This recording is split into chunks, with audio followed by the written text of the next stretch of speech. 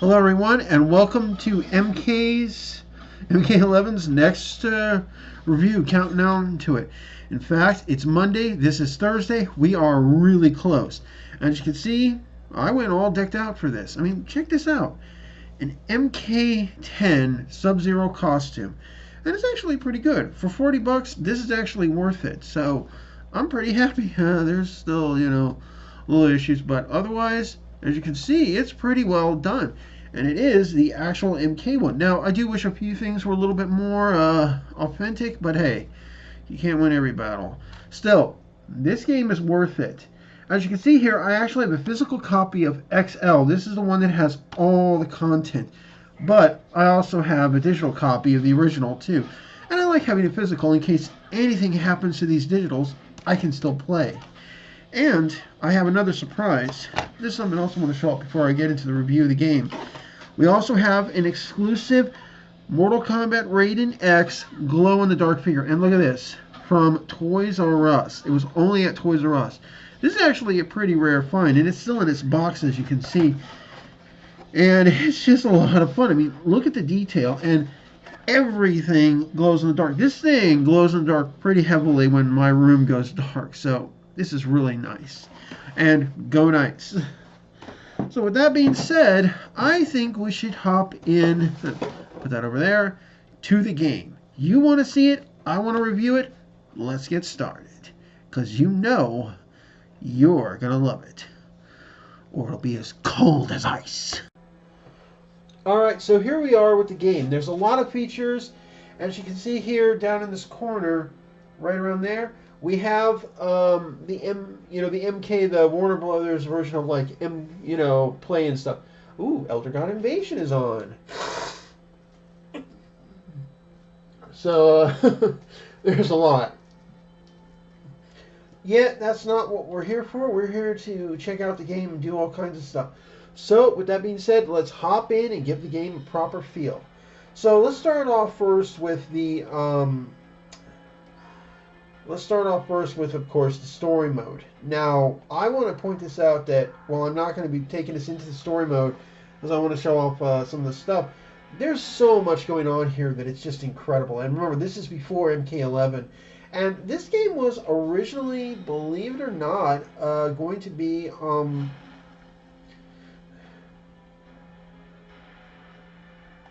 the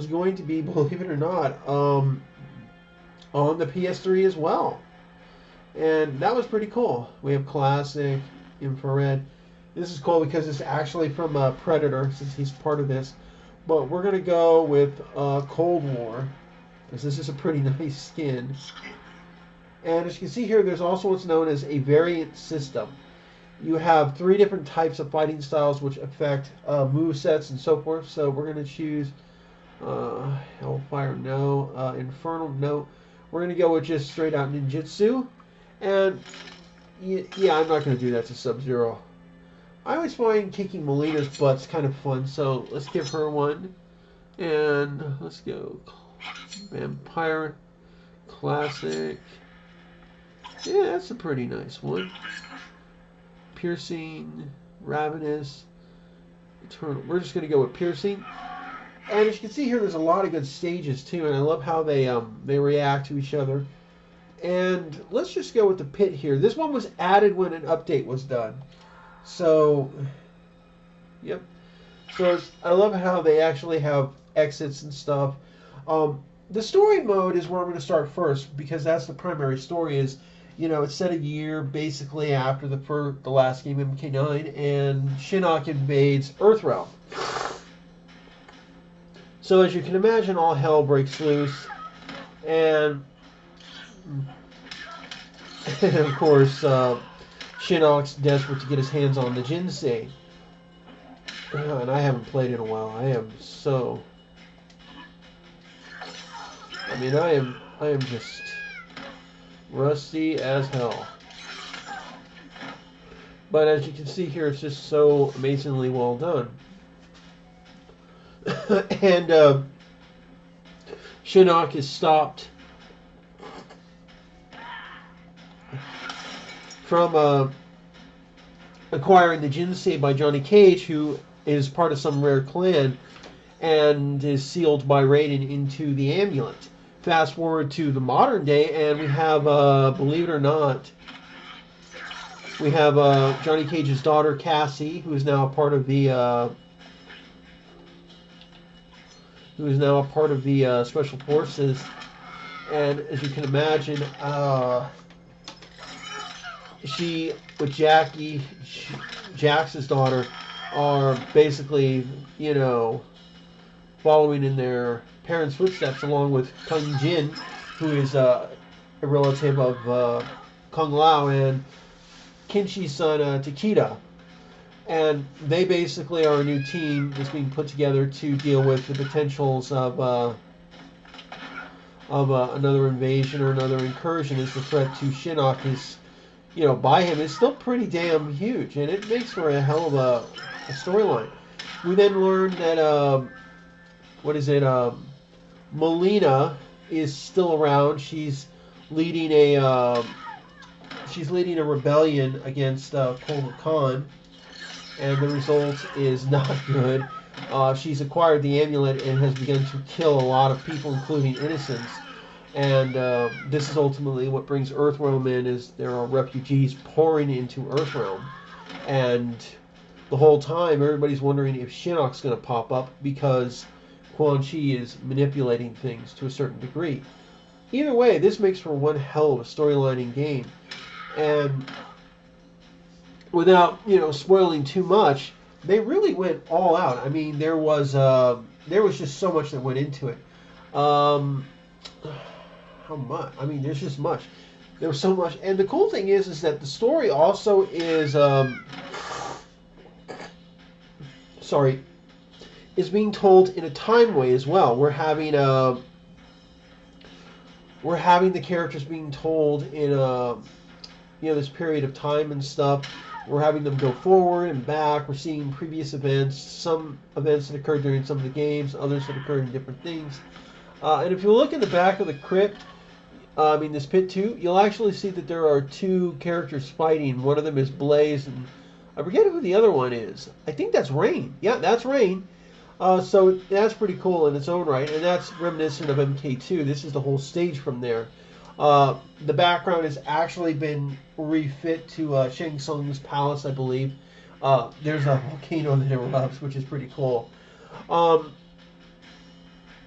There was just so much that went into it. I mean, the story and the story mode alone is enough. It's short compared to what we had with MK10, but it was remarkably well done, and it just worked.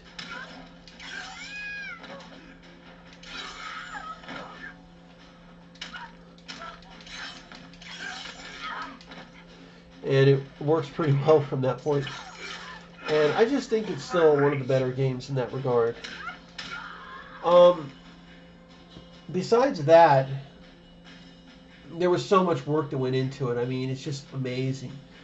Then you also have all the arcade towers and stuff, and it was just really cool. We're going to actually go and pick another character. I just, really want to, show off some stuff, show some of the characters off and stuff. So while we do this, there was just so much that went in, and it was great.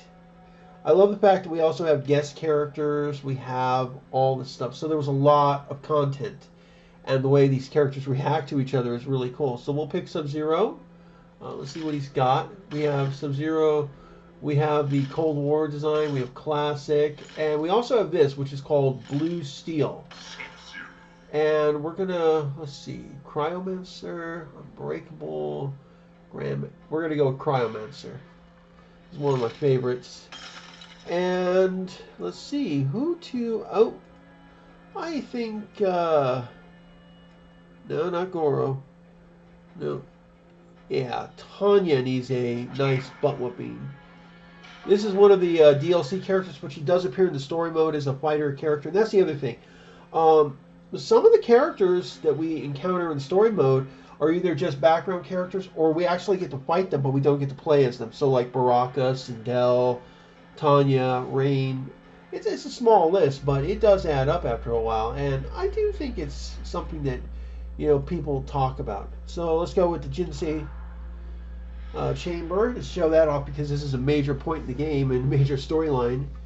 All in all, they did a great job with story.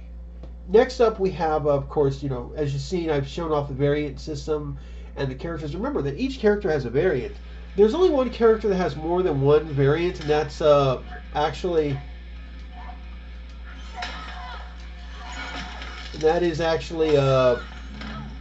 Triborg, which is basically the three Cyber Ninjas. But he actually is four because you have a baseline Cyber Ninja, which many people are calling Smoke. You have Saktor, Cyrax, and you actually have, if you know how to access it, a hidden one for, believe it or not, Cyber Sub-Zero from the last game, which is really cool. And that really is really an awesome setup. So there was a lot of character design that just went in and did this. And the X-rays, as you can tell, are really nice. They're really well done. I love how this chamber is done. It's really nice, too. And that's the other thing. The graphics, the levels, the design, everything is just so incredibly well done. And you can even see here that on this Sub-Zero, he's actually got blood on his clothes. And it's not his, it's hers. And she's also bloodied, which is really cool. And if you'll notice the, I don't know if you can see it on this resolution, but her clothing actually has this gold and embroidery on it in the gold areas. So it makes her really cool. And it's really awesome. I mean, it is too. And it just works wonders. There's so much that went into that. And, you have the arcade tower, you have Test Your Luck, you have all these other modes. This is a big game. Then we have, of course, the pit, and the crypt. The crypt is huge. It's massive. It's gigantic. And I really love playing this game, and it's just amazing. What can I say? They did a good job here. And it just looks great. I mean, the story alone will keep you coming, but then you have all the guest characters, all the DLC characters. These environments tell a pretty good story. I mean, there's the Kami Gogu right there on the wall from MK. And also the environments are, as you can see here, interactive and destructible to an extent. So there was a lot of work that went in here. And it was great. I mean it too. It is. It's just great. I'm still trying to, get reused to playing again. There's so much that's just going on and done, and it was just amazing. And let's face it, there's just so much that they could have done. And I just had to do it again, sorry. But there was just so much work that went into this game, and it shows. And I mean, it really does. It shows. The best part is, of course, the new characters that were added for this game. And many of them are making a return in MK11. So let's go and take a look at one of those.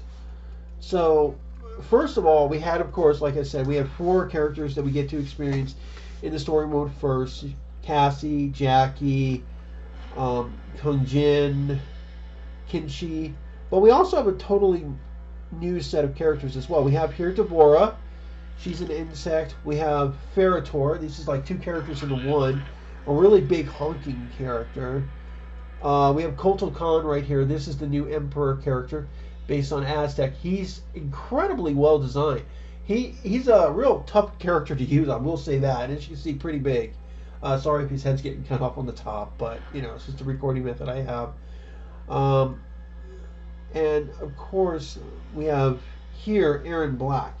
I like this guy. This guy is one of those Old West bounty hunter outlaw kind of characters. And let's try him out. We have the Gunslinger, we have the Marksman, we have Outlaw. So we're going to go with Gunslinger. I like the hat. I really like the hat. And I'm going to beat up on Devora. It's not that I don't like the women, but these 3 chicks are 3 of the, you just love to hate them.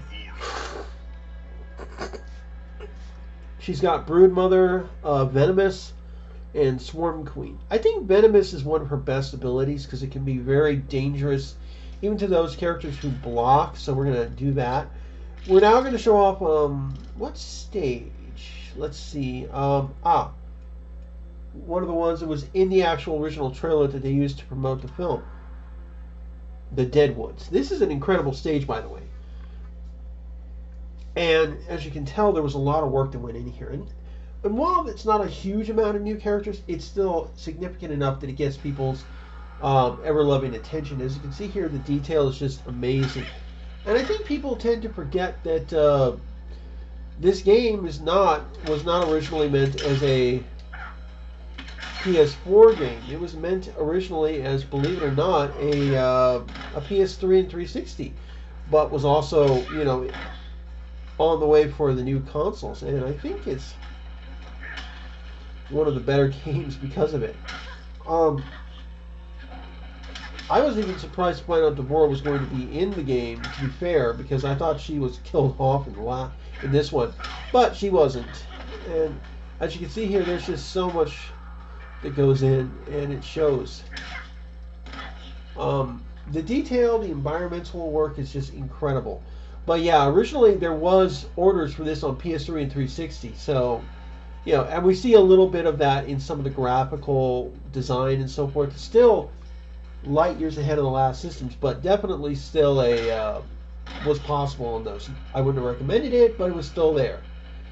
And it was just great. I love this. I love how this is. And look, Deborah. Ooh, oh god, that hurts. In fact, I think we have to change characters and keep Aaron, and you'll see why in a second, because I want to show off something. Anyways, there was a lot of work that went into this, and I mean, we're talking a lot.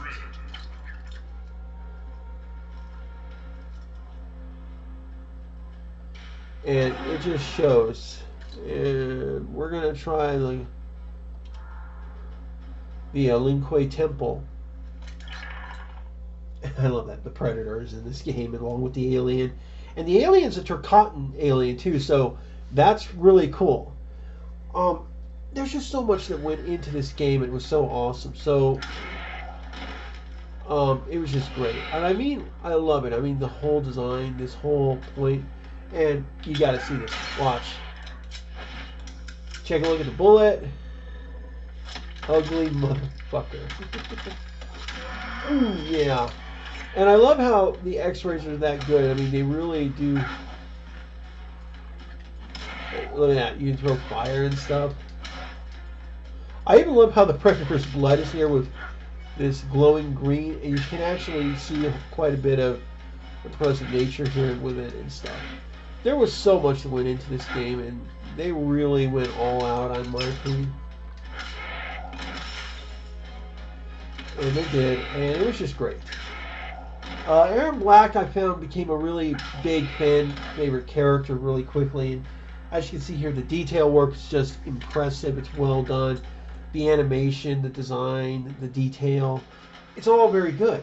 And this game continues to sell. I mean, they still have tournaments going on right now. I actually have seen posts for new tournaments. That's how big it is. And the other cool thing that we're going to show off real quick here, so we're going to go back to the main menu, is, believe it or not, they had a lot of good stuff. Now, there are microtransactions, I'm sorry to say, in this game. I do want to make that abundantly clear. Here, so we're going to go to the faction war, and check this out. We have Elder Gods are invading. Invasion boss, invasion assassin battles, invasion tower. We have these events, and as you can see here, there's also these right here. This is that's the faction I'm currently on, which is Lin Kuei. And as you can see here, it looks like the Black Dragon are in the lead. And this is by completing certain stuff. You do certain things, and the faction you're a part of actually will win the tournament. And as you can see, the former champions were the Special Forces last time. And you have these invasions. You have a few other things. And this was expanded upon in, believe it or not, in Injustice. There's a lot of work that's gone on here, and you can actually see it. And there's so much work.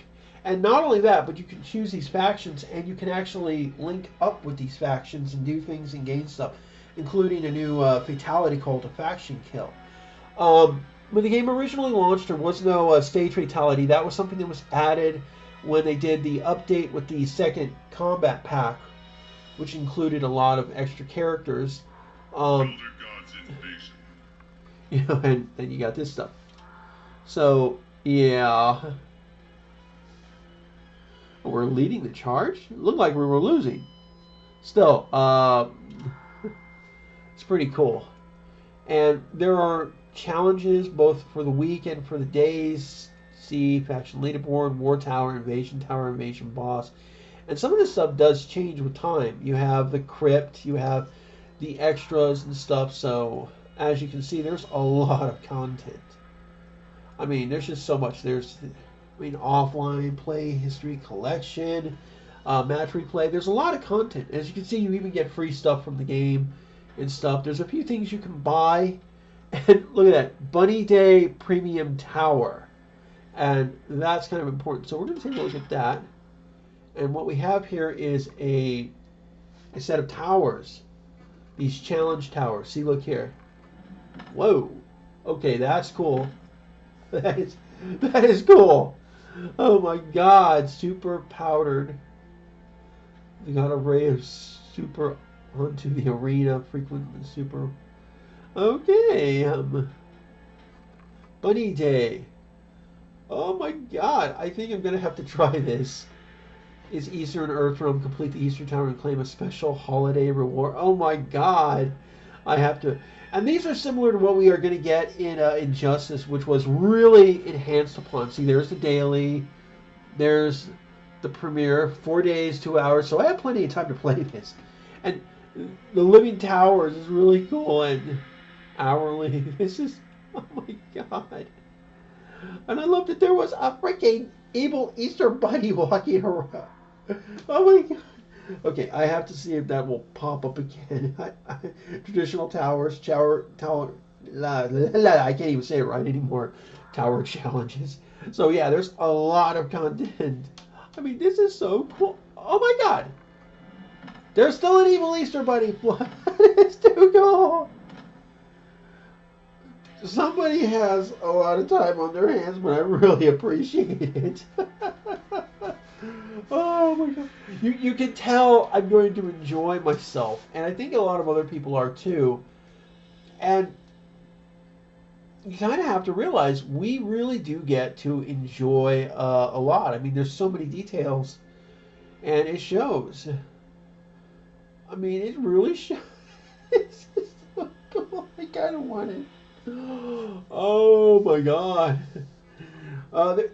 Needless to say, there's a lot of content. And as you can see here, there's just so many characters, so much fun to have and do stuff. And it shows. I mean, you cannot just ignore it. It's that good. And there's a good list of characters. They're all good in their own right. They have plenty of things that work. I can't even begin to tell you just what I've experienced here, but it's pretty cool. Oh yeah, sorry the video's getting a little long, but this game deserved a good long video. It deserved a good long look and stuff. And with MK11 right around the corner, this is really something that's going to be good. And I hope you all enjoy. Now, originally I did get just a premium edition of this game, so I didn't get the cool Scorpion statue. I wish I did, but I didn't. I was just kind of in financial troubles at the time. I was lucky just to get the version I did. But to be fair, you cannot pass up a game this good. And remember that the XL edition is only $20. I highly recommend you buy it. This game gets a 9 out of 10. And I'm going to review the rest of the series at some point in the future, just not right this second. In fact, after this, I have to start setting up something so I can review Cuphead, which has just come out for the Switch. And with that being said, guys, leave a like, a subscription, all that good stuff, notification, and Monday night to Tuesday morning next week will be the unboxing of Mortal Kombat 11, and hopefully we'll be able to get to see from my Switch the first look at MK11 on the Switch from an actual owner and stuff, and also the PS4 Pro. So with that being said, I'm out. Please enjoy, and have a good day.